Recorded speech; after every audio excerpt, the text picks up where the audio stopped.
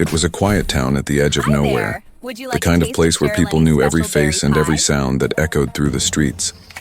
For Ethan, life was slow but peaceful. He liked the silence, the morning breeze, and the sound of birds that landed on his porch every day. Nothing strange ever happened here until one evening, when a moving truck stopped next door. He looked out his window and saw someone stepping out of the truck, a woman with pale silver skin that shimmered softly in the light. Her hair was long and almost white, like threads of light.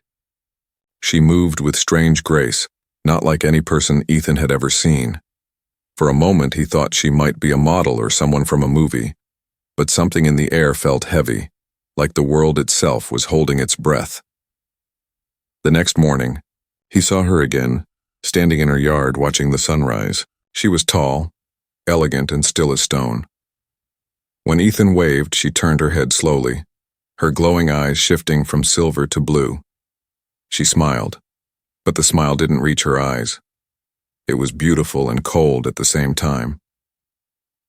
Later that day, people in town started talking.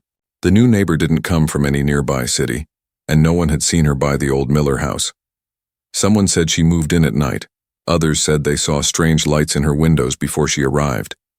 Ethan didn't care much about gossip. He was just curious. After all, a new neighbor was rare here. That night he sat in his living room trying to focus on a movie. Outside, the wind was still. Then it started, a deep humming sound, low and steady, coming from the neighbor's house. At first it felt like the sound of a generator, but it grew louder, deeper, almost alive. His walls vibrated and his lights flickered. His phone buzzed and died suddenly. Ethan frowned, walking to the window. The air looked strange, like heat waves rising from the ground. And then, in the glow of the neighbor's porch light, he saw something move. A shadow, tall and thin, crawling across the wall with too many limbs. His heart pounded hard. He blinked, and it was gone. The humming stopped. Silence filled the night again. The next day, Ethan told himself it was his imagination. Maybe the wind, maybe a trick of the light. But he couldn't shake the feeling that something was watching him. When he stepped outside, he saw the neighbor again, standing near her fence. She was wearing a simple blue dress, her skin glowing faintly under the sun. She looked at him and smiled softly. "Good morning," she said. Her voice was calm, almost musical. "Morning," Ethan replied, trying to sound normal. "I'm Ethan. Welcome to the neighborhood." She tilted her head slightly. "Lyra," she said, her eyes locking with his. For a second his vision blurred, and he felt a strange warmth rush through his body. He stepped back, confused. Lyra smiled again, like she knew what happened. "Are you all right?" she asked. "Yeah, I'm fine," he said quickly. "Just felt dizzy for a second." "It happens," she said, her tone gentle. "You'll adjust soon." Ethan didn't understand what she meant. Adjust to what? But, before he could ask, she turned away and walked into her house, leaving behind a faint trace of light in the air. That night the sound came back. The deep hum. Ethan grabbed his phone, trying to record it, but the screen glitched and turned off again. He looked outside, and his breath caught. Lyra was in her backyard, standing barefoot on the grass, her hands raised toward the stars. Blue energy flowed from her fingers into the air, forming strange shapes like symbols. The earth around her glowed faintly, and the plants swayed as if alive. Ethan couldn't move. He wanted to run, but his body stayed still. He watched as Lyra's eyes turned bright white, her lips moving like she was speaking to someone he couldn't see. Then she turned her head sharply, looking straight at his window. Her eyes locked on his, and a small smile appeared on her face. The light vanished instantly.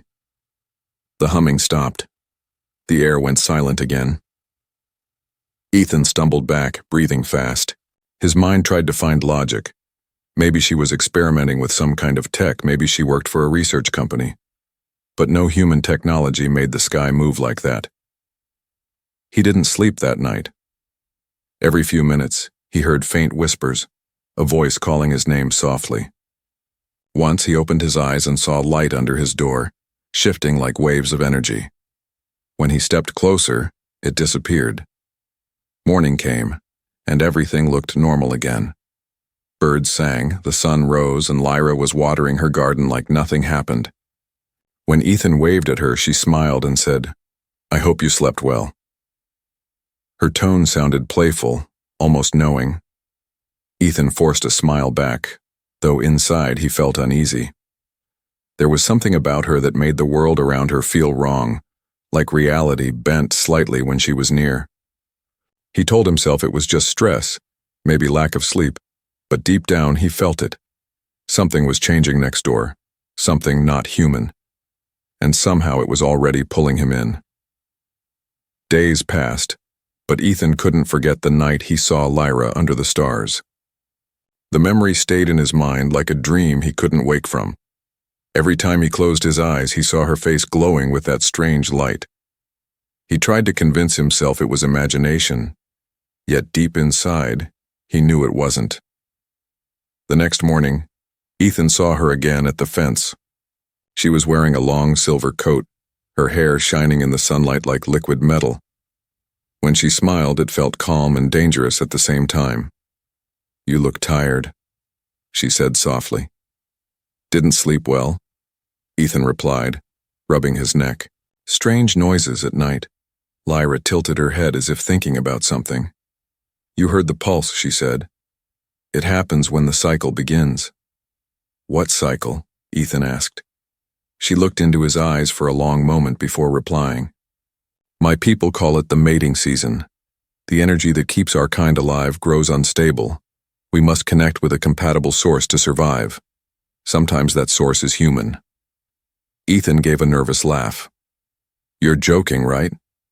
Her eyes glowed faintly blue. "You already felt it," she said. "The warmth, the dizziness, the dreams." Ethan froze. How did she know about the dreams? Every night since that strange encounter, he had felt her presence in his mind. Soft whispers, words he couldn't understand, but they felt alive. Lyra moved closer to the fence. "Your frequency matches mine," she said gently. "That's why you can hear me even when I'm silent." Ethan stepped back slowly. "Look, I don't know what kind of thing this is, but I'm not part of it." Her smile faded. "You already are." She turned and walked away, leaving him standing in the cold morning air. Ethan felt something strange again, a pulse deep inside his chest, like his heartbeat had synced with hers. That night, the humming returned, but it was softer this time, almost like a heartbeat echoing through the walls. Ethan sat on his bed, staring at his hands. His skin looked normal, but every now and then, faint veins of blue light flickered under it. He tried to ignore it, tried to sleep, but the connection was growing stronger. In his dream, he saw Lyra standing in an endless field of stars. She reached out her hand and he felt a pull, gentle but powerful, drawing him toward her. When he touched her fingers, he woke up gasping for air.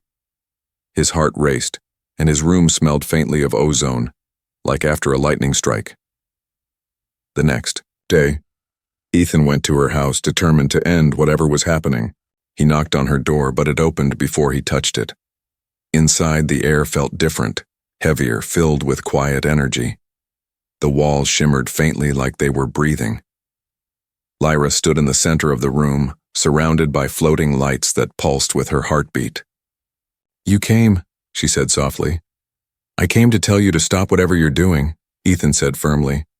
"I can't sleep, I can't think, I can't even breathe without feeling you around." She walked closer, her expression unreadable. "Because our connection has begun. You are becoming part of the cycle. I didn't plan this, I only moved here to hide."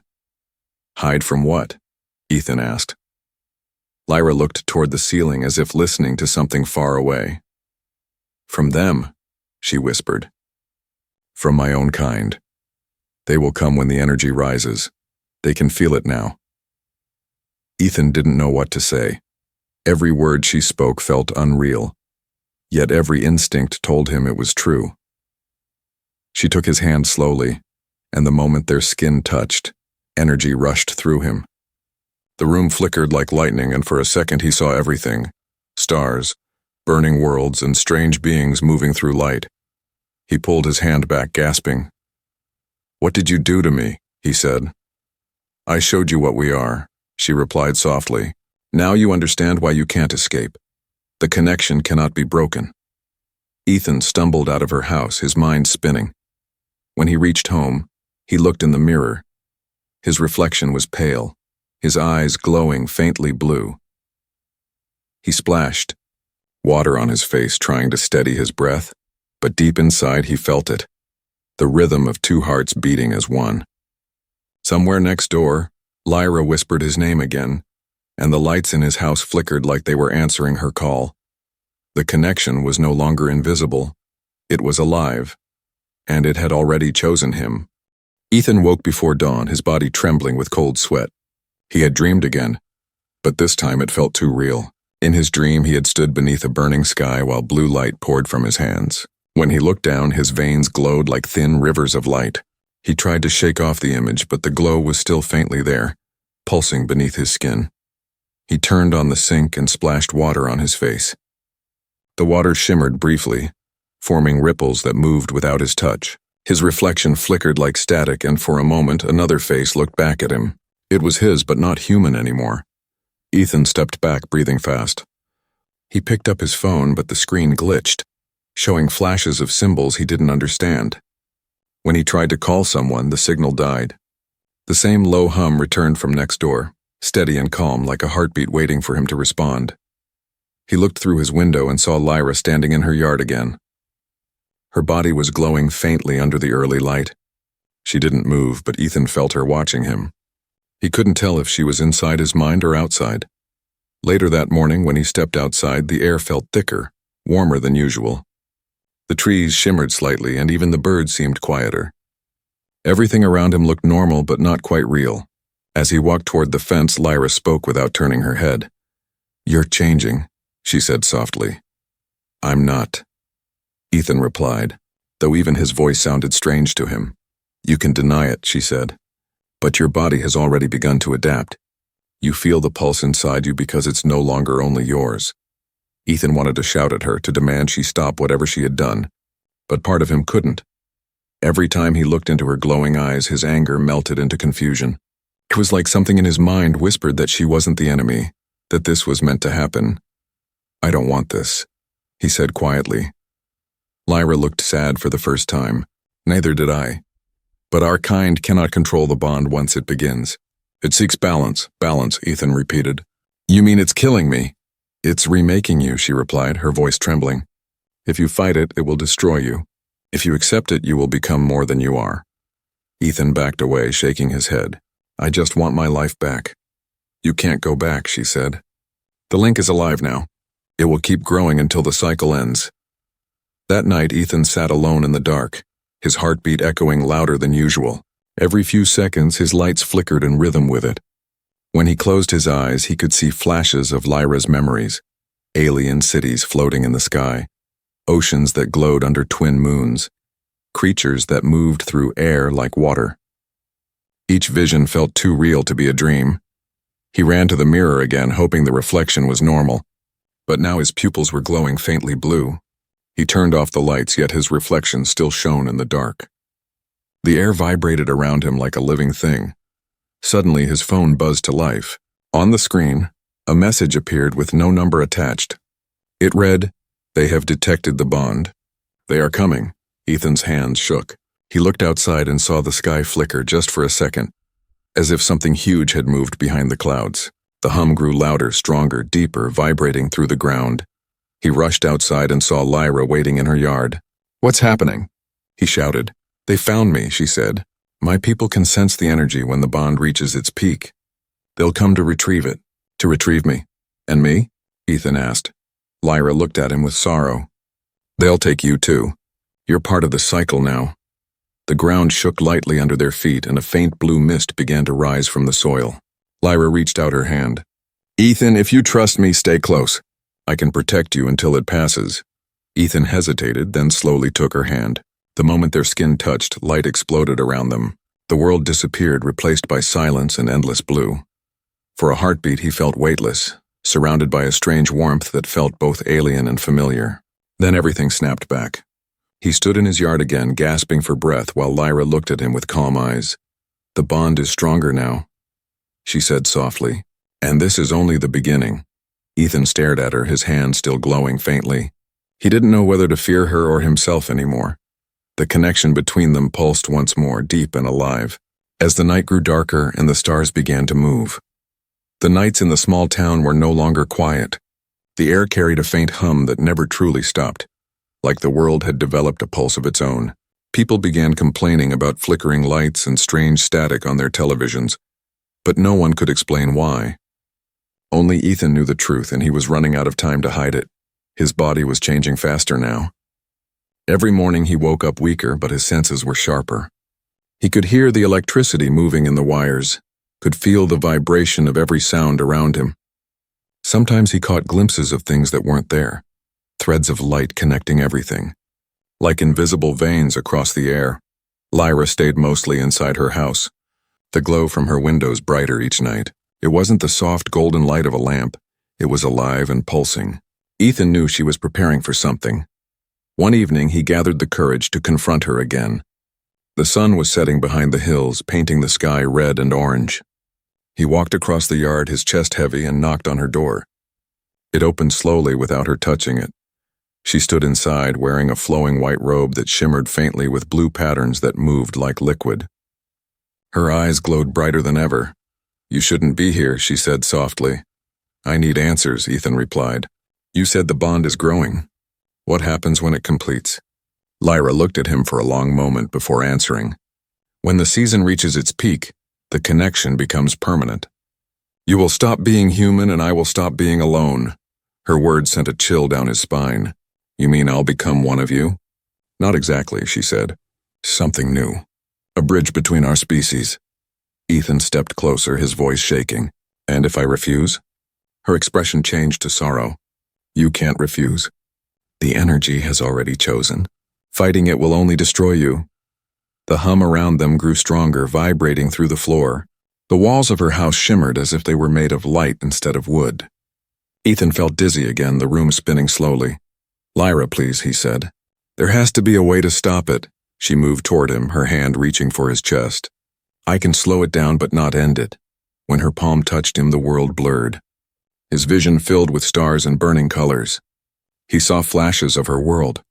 Cities made of crystal, skies filled with floating creatures, oceans that glowed beneath alien moons. He saw Lyra among her kind, surrounded by light, yet her eyes were sad, distant. Then everything went dark again. When he opened his eyes, he was back in her house. His shirt was glowing faintly with blue veins spreading across his skin. The marks moved like living tattoos following his heartbeat. "What did you do to me?" he whispered. "I stabilized your energy," she said quietly. "It was hurting you. Now it's only sleeping." He stepped back, shaking his head. "You call this sleeping? I feel like I'm burning from the inside." Lyra turned away. "Soon the mating season will reach its height. The air is already charged. You can feel it, can't you?" Ethan paused. She was right. The temperature had risen. The wind felt thick, alive. Even the night sky looked different. The stars seemed closer, brighter, as if they were watching. "I can't live like this," he said. "You brought something into my life that I never asked for." Lyra faced him again, her eyes glowing with emotion. "You think I wanted this? I was sent here to hide from my kind, to escape the ritual. But the moment I met you, the bond formed on its own. I tried to resist, but our frequencies matched too perfectly." Her words softened something in him, but fear still filled his chest. "So what happens now?" Lyra took a deep breath. "When the peak arrives, I will not be able to control myself. If you are near me, the connection will complete. If you are far, it will tear you apart." Ethan stared at her, feeling trapped. "There's no choice then." "There never was," she said, almost whispering. "But maybe there's still a way to save who you are." He didn't know if she meant it or if it was just another lie to calm him. But before he could speak again, the ground trembled. A deep echoing sound spread through the air like thunder from the earth itself. Lyra looked up sharply. "It's beginning. The cycle is awakening." Ethan ran outside, staring at the sky. Clouds glowed blue and silver, swirling in circles above the town. Every streetlight flickered, every animal hid in silence. The hum had turned into a steady rhythm, like the heartbeat of the planet itself. And as he turned toward Lyra's house, the glow around it spread wider, wrapping the walls in light. She stood at the doorway, surrounded by an aura that shimmered like liquid fire. "The mating season has begun," she said softly, "and there is no turning back." Ethan felt the pulse in his chest match hers once more. The bond had come alive again, stronger and faster, and this time it wouldn't stop. The town no longer felt like home. The sky carried a strange metallic glow, the air heavy with invisible energy.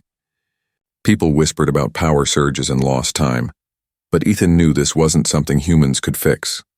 Every night the hum in the air grew stronger, and every morning he woke with new marks on his skin. They glowed faintly blue, like something alive beneath the surface. He tried to hide it, wearing long sleeves, avoiding mirrors, but the reflection always betrayed him. His eyes were changing again, the color shifting between blue and silver. It scared him, but what terrified him more was the feeling that he was starting to understand Lyra's thoughts even without words. Sometimes he caught flashes of her emotions, her fear, her loneliness, her longing for something he couldn't name. He needed answers. One evening, as the sun bled red over the hills, Ethan drove to the old library on the edge of town. It was almost empty, the air filled with dust and the faint buzz of failing lights. He searched through the archives, looking for anything strange about the Miller house where Lyra lived. That's when he found it, a sealed file marked Lyrian Project, Confidential. The folder was old, yellowed, but the contents inside were sharp and clear. It spoke of experiments from decades ago, contact with an alien race known as the Lyrians. The report said they were peaceful explorers who could merge their energy with compatible life forms to survive harsh worlds. The project was meant to study this energy, but something went wrong. The subjects who bonded with the Lyrians began to lose their humanity, their minds rewritten by alien code. Ethan's heart pounded as he read the last line. All survivors terminated, remaining Lyrians relocated to containment zones. He closed the file and stared at the floor. Lyra wasn't here by accident. She was part of a government experiment that had never ended. Driving home, he could feel the air change again, alive and hot. The sky shimmered faintly with blue threads weaving across the clouds. His phone vibrated, showing static before a message appeared. "She didn't lie to you." "They're coming for her." "Run if you can." The message vanished before he could read it again. He looked toward Lyra's house and saw the glow brighter than ever. It pulsed in rhythm with his heartbeat. Ethan ran across the yard and burst through her door. The air inside was thick with energy, the walls shifting like waves of light. Lyra stood in the center of the room, her hands glowing, her face pale. "You found it," she said softly. "You know now." "What are you?" Ethan asked. "What did they do to you?"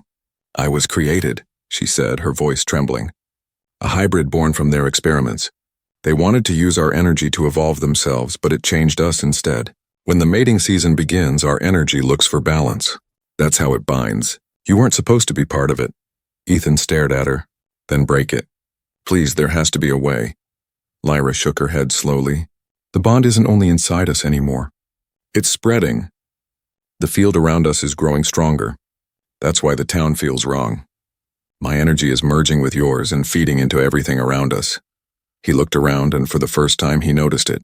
The air shimmered like thin threads connecting the lights, the trees, even the ground beneath them. Everything pulsed with a soft blue rhythm. "If they come," Lyra said, "they'll try to kill me. They'll kill you too. The connection can't be undone." "Then we leave," Ethan said. "We get out of town, disappear." "It won't work," she replied. "The farther you go, the more the energy will pull you back. The bond wants to stay complete." Ethan felt anger rising in his chest. "So what am I supposed to do? Just wait to stop being human?" Lyra's eyes glowed brighter, filled with emotion. "No, you have to decide what kind of being you'll become. If you give in to fear, the bond will turn violent. If you accept it, you can shape it. You can control the energy instead of letting it control you." Her words hit deep. He could feel the pulse in his chest syncing with hers again. Faster, stronger. The floor trembled and the light around them grew fierce. "Something's happening," Ethan said. Lyra turned toward the window. The sky was alive with moving lights, shapes hidden in the clouds. "They found us," she whispered. "The ones who made me. They've come to end it." A beam of blue light broke through the clouds, striking the ground near the edge of town. The air roared like thunder. Ethan grabbed her hand. "We're not waiting for them." Lyra looked at him with fear and something else, hope. "Then we run," she said. Outside, the wind howled and the stars shifted. The hum had become a song, deep and alive, echoing through every heartbeat. The truth was out now, but it was too late to stop what had already begun. The sky turned red that evening, painted with swirling clouds that looked alive. The air was hot and heavy, the hum now a constant sound that felt like it was coming from inside every living thing. Ethan stood outside his house, staring at the horizon where beams of blue light danced among the clouds. The world no longer looked real. The wind moved in strange patterns, bending around him instead of against him. Lyra appeared behind him without a sound. Her skin glowed brighter than ever, her eyes no longer just blue but a deep shifting color that pulsed with light. "It's starting," she said quietly. "The cycle has reached its peak." Ethan turned toward her, his voice low but steady. "Tell me what's going to happen." Lyra looked at the sky. "The energy will complete the merge. You and I will either become one or die trying to resist it. There's no middle path now." Ethan felt his chest tighten. "You said I could control it if I accepted it." "You can," she said, "but not alone." The connection was made to balance two beings, not to fight each other. The ground trembled as the first surge hit. A flash of blue light spread across the town like a wave, shorting out every power line and leaving the streets in total darkness. The hum grew louder, vibrating through Ethan's bones. He gasped, clutching his chest. His heartbeat wasn't his own anymore. It matched hers perfectly. Lyra reached out her hand. "Let it in," she said. "Stop fighting." Ethan hesitated, but the pain in his chest grew sharper, like fire burning through his veins. He fell to his knees, the glow under his skin spreading faster, brighter, his mind filled with images that weren't his. Stars being born, galaxies twisting, beings made of light moving through endless space. He screamed, but no sound came out. Lyra knelt beside him and touched his face. Her energy flowed into him, merging with his. The world around them disappeared, replaced by blinding light. He could feel her thoughts now, her memories, her loneliness, her endless search for connection. She wasn't just an alien. She was something ancient, a traveler bound by instinct to find balance in other life. The light dimmed and Ethan opened his eyes. They were no longer in his yard. They stood in a vast field of blue light stretching to infinity. The air shimmered and threads of energy moved like rivers around them. Lyra stood across from him, her form flickering between human and something else. "This is the core," she said. "The place where the bond decides." Ethan looked at his hands, glowing like stars. "It feels alive," he whispered. "It is alive," she said. "Every connection creates a new reality. If you accept it, you'll exist beyond human limits. If you resist, the core will erase you." Ethan stepped forward, the energy swirling around his feet. "Why me?" he asked. "Out of everyone on this planet, why did it have to be me?" Lyra smiled faintly. "Because your heart matched mine. Not in shape, not in sound, but in rhythm. You were the only one who didn't turn away." The ground began to shake again. A deep rumble echoed through the glowing sky. Above them, massive shapes moved, Lyra's people, the ones who had come for her. They were made of pure light, towering and silent, watching from beyond the veil. "They'll destroy this bond," Lyra said. "They think it's unnatural." "Then we fight," Ethan said. She looked at him, her expression filled with both fear and pride. "You don't understand what that means. If we fight, we'll change everything. Not just for us, and for them too." "Then let's change it," Ethan replied. She reached for his hand, and the moment their palms touched, the light around them exploded outward. The core pulsed once, then twice, and a beam of energy shot upward, piercing through the red clouds of the real world. The watchers above screamed, not in sound but in vibration, a frequency that shook the earth. In that moment, Ethan felt his body break apart and reform again. His thoughts merged with Lyra's until he couldn't tell where he ended and she began. The pain vanished, replaced by warmth and clarity. The light faded slowly and the world returned. Ethan was lying on the ground beside Lyra. The town was silent. The sky was calm. Everything looked peaceful again, but nothing felt the same. Lyra opened her eyes and smiled weakly. "You survived." Ethan sat up, his skin faintly glowing. "Did we stop them?" "For now," she said. "But what we did changed everything. The core chose us." Ethan looked at his reflection in a puddle nearby. His eyes glowed bright blue, his heartbeat calm but no longer entirely human. The night was quiet again, but the silence carried a new rhythm, one that pulsed between two worlds.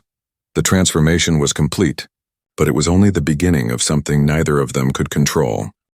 The morning came quietly, but the world was not the same. The air felt lighter, cleaner, and every color seemed brighter than before. The town that once buzzed with life now stood in strange silence. The storm had passed, yet its memory hung heavy in the sky. Ethan opened his eyes slowly, the sunlight hitting his skin and the light shimmered off him like glass. For a moment he couldn't tell where he was. The air moved differently around him, bending as if it recognized him. He sat up and saw Lyra beside him. She was breathing steadily, her glow softer now, her form more human. The blue light that once surrounded her had faded into a faint shimmer, blending with the morning mist. Ethan watched her for a while, trying to understand what they had become. When she opened her eyes, they no longer held the fierce energy of a foreign world. They looked calm, warm, almost human. She smiled faintly. "It's over," she whispered. Ethan shook his head slowly. "No, it doesn't feel over. It feels like something new just began." She sat up, looking toward the horizon. "The core has balanced," she said. "The bond is complete. We changed the cycle. My people will not understand this." Ethan glanced around. The town was quiet, the houses untouched, yet he could feel it. A pulse in the ground, a rhythm connecting everything. The trees swayed gently, though there was no wind. The birds flew in patterns that seemed almost deliberate, as if following some invisible signal. "What happens to us now?" he asked. Lyra looked at her hands, then at his. The faint glow between their palms flickered like a heartbeat. "We exist between," she said. "Neither fully human nor fully Lyrian. We are something in between. The core's first hybrid creation." Ethan felt a strange calm settle over him. The fear that had ruled him for days was gone. He could still feel her thoughts, faint but clear, like a soft echo in his mind. There was no barrier anymore.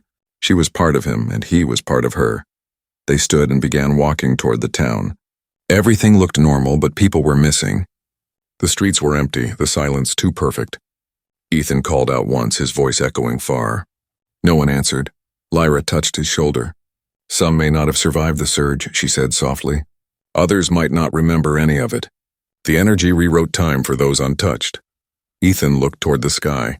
The clouds shimmered with faint traces of blue light, and beyond them he thought he saw shapes moving. Massive, graceful beings drifting like shadows in space. "Your people," he said quietly. "They're watching," Lyra replied. "They've seen what we did. The bond wasn't supposed to be peaceful.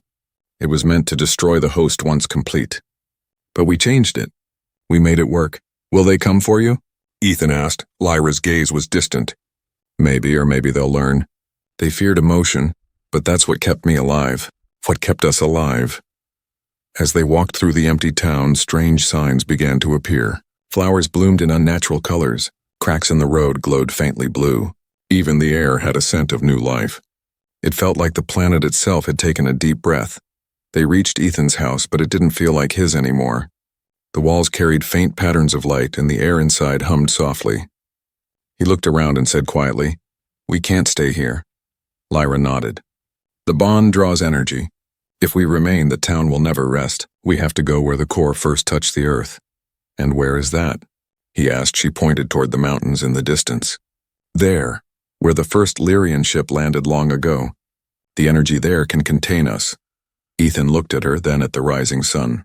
"So we keep running," he said with a faint smile. "Not running," Lyra replied. "Becoming." They began walking toward the horizon, their shadows stretching far behind them.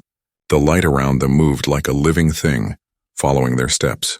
As they walked, the hum grew fainter, replaced by the sound of wind returning to the land.